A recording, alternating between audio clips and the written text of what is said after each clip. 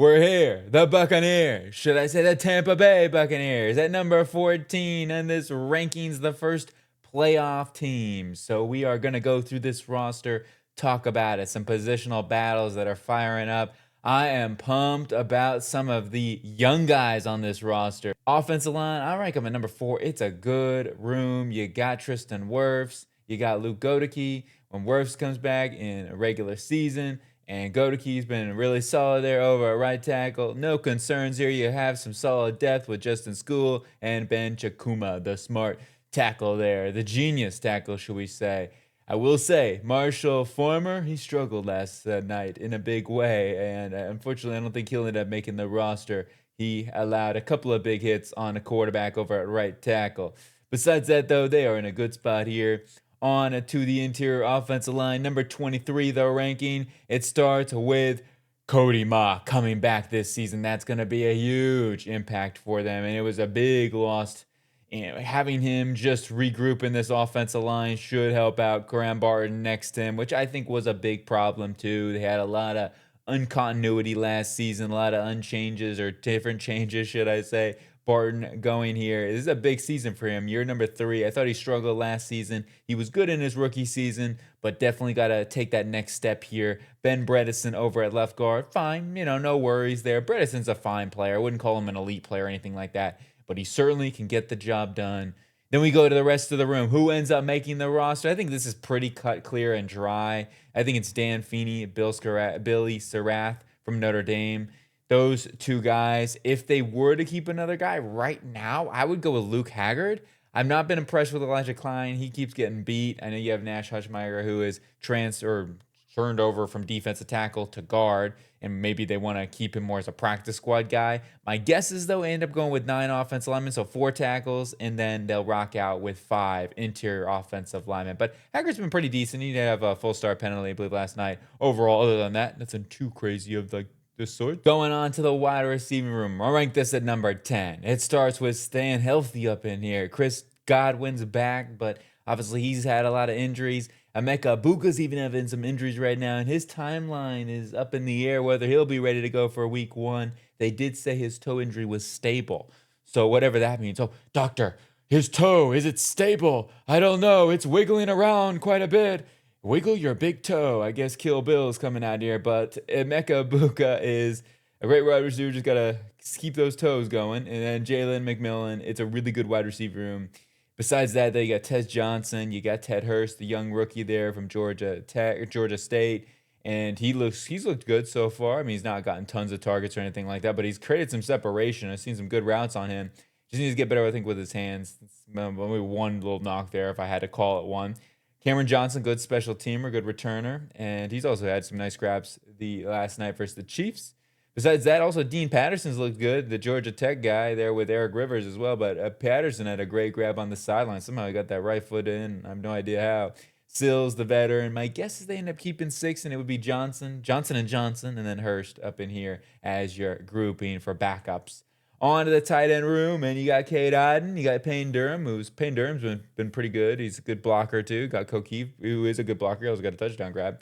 And then Bower Sharp, pardon me, the rookie, he will probably be the 4th tight end that they end up grooming. They probably won't end up keeping Colt. Maybe he's more of a practice squad candidate at the moment. This tight end room certainly not a strength of the football team. It's not bad though. I know it is ranked number 31. It should be able to be okay, though. It might be an area they have to upgrade this offseason, depending if Cade Otton can have a huge season. I thought he was okay last year and had his moments, but I also thought he struggled at some times. He was a little up and down, and some of the offense in general was a little up and down last season. On to the running back room, and ranking at number 10, you got Bucky Irvin. He's back healthy, and he looks good. He was running hard last night versus the Chiefs. You got Kenny Gainwell coming in from the Steelers, who was excellent last season. Sean Tucker has been really, really good as well. Josh Williams has looked good in preseason thus far, man. That guy runs hard. Holy mackerel. The former LSU running back. Yeah, man, he's got some grit. He's a little bowling ball out there. I like him. So I think this running back room is set. You got 4 good running backs. There's not much to say here. The quarterback position, you got Baker Mayfield. I like to call him Baker Quaker. Just had a bowl of oatmeal too, man. You got to keep those things rocking. Baker Mayfield going into a contract. You're trying to get the money. Will he get it? That's a good question. However, I think at this point, he's a little underrated. I love Baker. He had a rough season last year just because of the offensive line. He was getting destroyed. He was getting pummeled. The injuries was really affecting him, I think. And overall, I think he's going to be in a line for a much bigger season this year. The question is, who's the backup? For me, it's not a question. It's Jalen Daniels. He has been a way stepping beyond the best quarterback besides Baker Mayfield here. He comes in and they score. Is that something I look at? Absolutely. I think that is a big correlation. He gets play, he makes plays, and certainly they have a more cohesive, dynamic offense with Jalen Daniels. Jake Browning, he got clobbered last night too from Farmer over at right tackle. Again, I hate to hate on people, but that was definitely something. They struggle a little bit on the offensive line at times, on both sides even. But Daniels over here is the clear backup in my eyes. I think they'll end up keeping both of those dudes. Bazelak they'll end up moving on from, but Browning and Daniels, my guess is they end up keeping the experience of Browning just because Daniels is a rookie.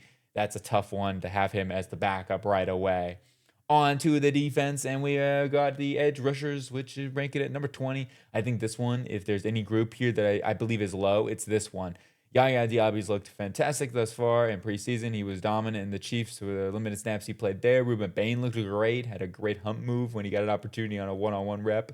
And then you got Al-Quadin Muhammad coming over here from the Lions, a good pass rusher as well. You got David Walker, who's been the star, in my opinion. Yeah, Aiden Garne's also been a star, too, for them.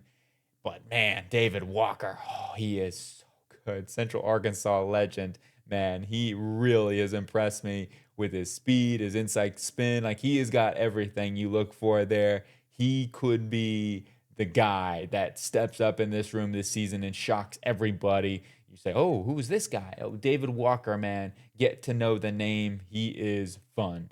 You got Anthony Nelson. I think they end up keeping him as the fifth guy, especially with Walker's setup here. Anthony Nelson, that 1-2 punch as your backup. You got your three starters, rotational guys. With Nelson and Walker, it looks good. That's a good five guys right there. If they did keep another guy, personally, I would actually keep Jack Pyburn. Now, Mama Kamara had a nice little effort sack where he was able to work through a double team last night versus the Chiefs. But Pyburn, he's been impressive too to me, at least in limited snaps and stuff. Overall, I only think they need to keep 5 here. On the defensive tackle position, I rank him at number 9. It's a good room, really good. It's strong. Vita Vea, he's happy now. He got his $30 million little boost up. You got Kalijah Kancey, who's back, a great pass rusher up on the interior. Ashawn Robinson they bring in here, really strong run defender, stout player. And then my breakout candidate watch list, whatever, he's definitely on that because Elijah Roberts has been dominant in preseason. He was an impact last year as a rookie. He knows how to get after the quarterback. He's not the most athletically gifted. He just knows how to win. And man, is he flash. When you push back Creed Humphrey, you got my attention. I'll just say that right now. He's been so good in preseason. Besides that, you got Raheem Nunez-Roches, who's a good, solid rotational run defender. You got DeMonte Capehart, rookie from Clemson. And then Elijah Simmons, I think, has a real chance too. But I think he ends up making the practice squad, and they'll push him up if you have some injuries. I think he's another stout, strong run defender that can hold the point of attack. He's got that long arm, man, that can really polarize you. Besides that, though, maybe you got some more practice squad guys with Jones, Green, and Shaw. This defensive tackle room, though, they are loaded, and whether they keep 5 or 6 is the big question. Trying to figure out who they want to let go is also going to be a tough one because of some of these guys that they have.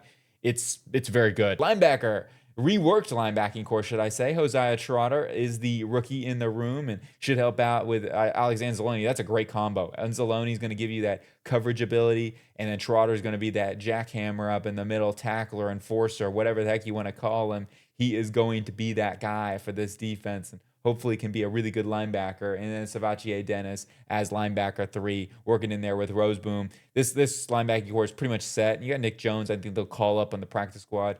John Bullock, and then also, hey, Caden Fordham. He's a guy to watch out for. I think he ends up getting practice squad too. He made some plays, but Roseboom will probably be a core special teamer throughout the season and a rotational player. They may only keep 4 or 5 in this room, and maybe even only 4, but Jackson has a good chance too for his ability to be a rotational player and a core special teamer. On to the cornerback room here, and there will be a shakeup here, mainly because I think that Jacob Parrish is going to be locked in on the outside at this point because Benjamin Morrison's injury situation, which could promote Keontae Scott into the slot when he's looked good though as well. He is another dude as these rookie class continues to look like a baller class. Aiden Garnes has looked really good too. I mean, he has made probably the most amount of plays anybody in this secondary, I will say. So Garnes, he could see snaps early in this season. But Scott, he is so physical, man. His physicality holds up in the NFL. He is making some big time tackles already.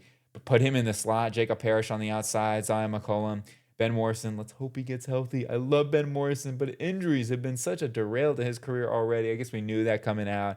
The guy can cover. He just can't stay healthy. So I do rank this room at 28. It is a little lower. There's just some uncertainty between Ben Morrison and you got some young players like Keontae Scott, Aiden Garnes. Jacob Parrish is young, obviously, too, and only his second season. McCollum's the experienced guy here. I guess if you want to say if they wanted to keep 6, I only think they'll keep 5 because they'll keep 4 safeties. But Pepe Williams would be the other guy that could consider end up making the roster. And then finishing off here with the safeties, where I rank at number 1. This is a great room. Tyke Smith, Antoine Winfield Jr. This is locked down. As long as you got these 2 guys out here, you're in a good spot. And depth could be somewhat of a concern here. Miles Gilbert, great special teamer, all-pro special teamer. And you got Fede Melifonwu, who's had some injury history. Same thing with J.J. Roberts. Roberts is a talented dude. Just got to stay healthy and see if he can recover from the knee injury. But Melifonwu, Roberts going to be competing for that 4th spot. But my guess is Roberts ends up hitting the practice squad. Melifonwu makes the roster as the 4th safety, and they roll it out from there. But when you got Winfield, you got Tyke. This is a heck of a 1-2 punch in the back end that any team will fear throwing deep up on you. And Smith has so much versatility. Winfield in the back end, bam, it's a popper out here. It's a popper for Tampa Bay, and that is going to do it here for the Buccaneers. Let me know your thoughts and opinions on the Tampa Bay Buccaneers, but I like this team a lot, and I'm rooting for them. Big Baker Mayfield fan. And I love those creamsicle uniforms. I hope they wear those as much as possible this season. I got to get a creamsicle helmet. That would be cool. I hope you guys have a really good day, though, and I'll talk to you real soon.